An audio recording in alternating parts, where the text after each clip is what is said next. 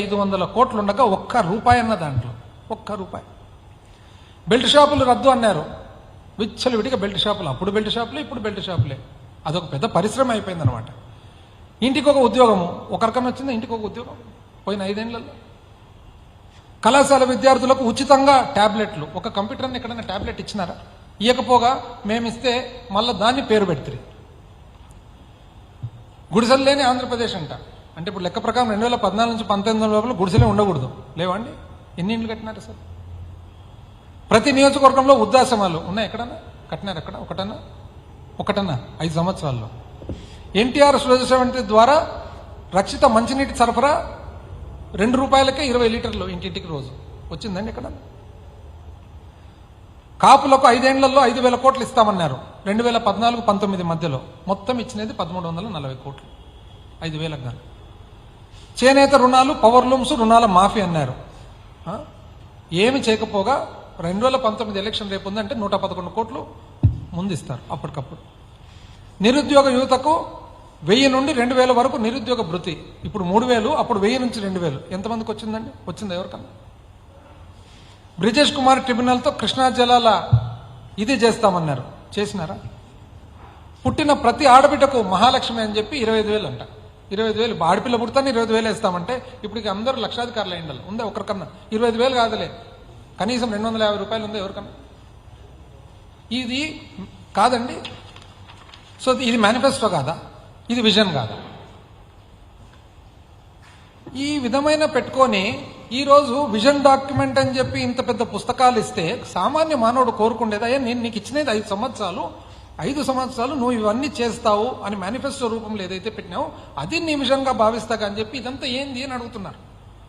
అసలు ఇవన్నీ చేసేది మర్చిపోండి. ఈరోజు పరిస్థితి చూసినట్లయితే ఆరోగ్యశ్రీ ఆసుపత్రులు ట్రీట్మెంట్ ఇవ్వడం లేదు. ఎందుకంటే ఇంచుమించు 3,000 కోట్ల బకాయిలు ఉన్నాయి. ఇంచుమించు 3,000 కోట్ల బకాయిల వలన ఈరోజు ఆరోగ్యశ్రీ నెట్వర్క్ హాస్పిటల్స్ ఆసుపత్రులు ట్రీట్మెంట్ ఇవ్వడం లేదు. ఫీ రీయింబర్స్మెంట్ చూస్తే ఇంచుమించు 1 సంవత్సరం పెండింగ్ ఉంది, జనవరి నుంచి పెండింగ్ ఉంది దాదాపు. అంటే దాదాపు 2,800 కోట్లు పెండింగ్ ఉంది.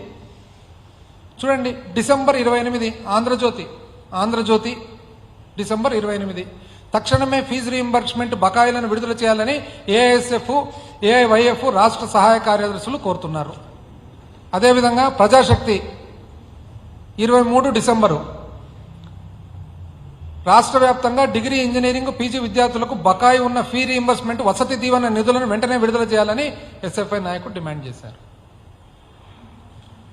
ఏదో చేయబోయి ఏమో చేస్తానని చెప్పి ఏదో వాగ్దానాలు చేసి ఏదో విజన్ చేసి ఫైనల్ తీరి అసలు మొదటికి మోసం. పోనీ మేము ఏ రోజు కూడా పెద్ద వాగ్దానాలు, విజన్లు, స్టేట్మెంట్లు ఏమి ఇవ్వలేదు. 5 సంవత్సరాలు మేనిఫెస్టోనే భగవద్గీత అన్నాం, మేనిఫెస్టోనే బైబిల్ అన్నాం, మేనిఫెస్టోనే ఖురాన్ అన్నాం. ఆ ప్రకారంగానే మా విజన్ అనే భావించి 2019లో గెలిపించినారు. మాది కూడా చూద్దాం, మా విజన్ అమలు. ఇప్పుడు ఎవరైతే తాట తీస్తామని అంటున్నారో వాళ్ళు కూడా ఒక్కసారి గమనించుకోవాలి. ఏమని? జగనన్న అమ్మఒడి ఇస్తామని చెప్పినాం, ఇంటింటికి 15,000. ఎంతమందికి అండి ఇచ్చిండేది? ఎంతమంది? అందాజుగా 44 లక్షల, అంటే 45 లక్షల మంది తల్లులు ప్రతి సంవత్సరం పొందినారు. అవునా కాదా? జగనన్న విద్యా దీవెన కింద ఇంచుమించు 27 లక్షల మంది విద్యార్థులు పొందినారు. వైఎస్ఆర్ రైతు భరోసా కింద 53,50,000 మంది రైతులు రైతు భరోసా వచ్చిన మాట వాస్తవమా కాదా? పెన్షన్ కానుక కింద వృద్ధులందరూ కూడా 66 లక్షల మందికి చెప్పిన ప్రకారంగా ఇచ్చిన మాట వాస్తవమా కాదా? చేయూత కింద 26,40,000 మంది, అంటే ఇంచుమించు 26,50,000 మంది మహిళలకు చేయూత కింద సంవత్సరము 18,500 మాదిరిగా 75,000 4 సంవత్సరాలు ఇచ్చిన మాట వాస్తవమా కాదా? వైఎస్ఆర్ ఆసరా కింద ఇంచుమించు 79,000 మంది అక్క చెల్లెమ్మలకు 27,000 కోట్లు అందాజుగా ఉంటే 4 విడతల్లో మాఫీ చేసిండేది వాస్తవమా కాదా? ఇండ్లు లేని వాళ్లకు ఇంచుమించు 21 లక్షల మంది ఇండ్లు లేని వాళ్ళకందరికి కూడా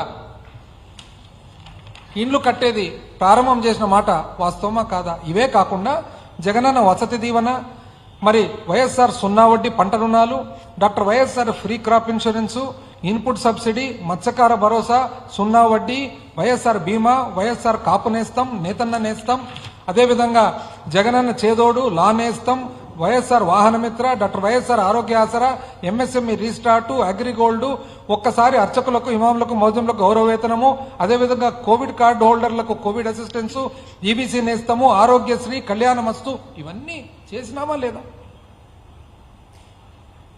ఇది డీబీటీ ద్వారా 5 సంవత్సరాల్లో కోవిడ్ ఉన్నా కూడా ఇన్ని ఇబ్బంది ఉన్నా 2,50,000 కోట్ల పైచలకు ప్రజలకు, పేదవాళ్ళకు ముట్టిన మాట వాస్తవమా కాదా? డీబీటీ కాకుండా జగనన్న తోడు, జగనన్న గోరుముద్ద, జగనన్న సంపూర్ణ పోషణ, జగనన్న విద్యా కానుక, మరి ఇంటి పట్టాలు, వైఎస్ఆర్ కంటి వెలుగు, అదేవిధంగా ట్యాబులు, పిల్లలకు ట్యాబులు, పీడిఎస్ రైసు, మరి పవర్ సబ్సిడీ, ఇవన్నీ కూడా కలిపి 1,70,000 కోట్లు రెండు చేరితే 4,23,000 కోట్లు ప్రజలకు చేరిన మాట వాస్తవమా కాదా? ఈరోజు మీరే చూసుకోవాలి ఏది మేనిఫెస్టో, ఏది విజన్ అని. వాళ్ళది విజను, మాది యాక్షన్. మేము యాక్చువల్గా అమలు చేసి చూపించినాము, వాళ్ళని విజన్. ఇది కాక ఏమన్నా ఎందుకు మీరు చేయడం లేదంటే కొత్తగా నేర్చుకున్నారనమాట సర్వరోగ నివారణ. ఏమనంటే మీరు విధ్వంసం చేసినారు, మీరు నాశనం చేసినారు, మీరు వినాశనం చేసినారు. ఓ నాశనం వినాశనం, ఇది ఎట్లా వస్తుందో కానీ వాళ్ళకి ట్యూటోరియల్స్ ప్రతి ఒక్కరు ఇదే, కింద కార్యకర్త నుంచి పై వరకు కూడా అందరు ఇదే వర్డ్సే. 3 వర్డ్స్ అంటే 3 పదాలు వాడతారు. పోనీ ఏం జరిగింది? మా ఈనాడు 5/4/2022 మరో శ్రీలంకగా రాష్ట్రం. ఈ విధంగా చూద్దాం.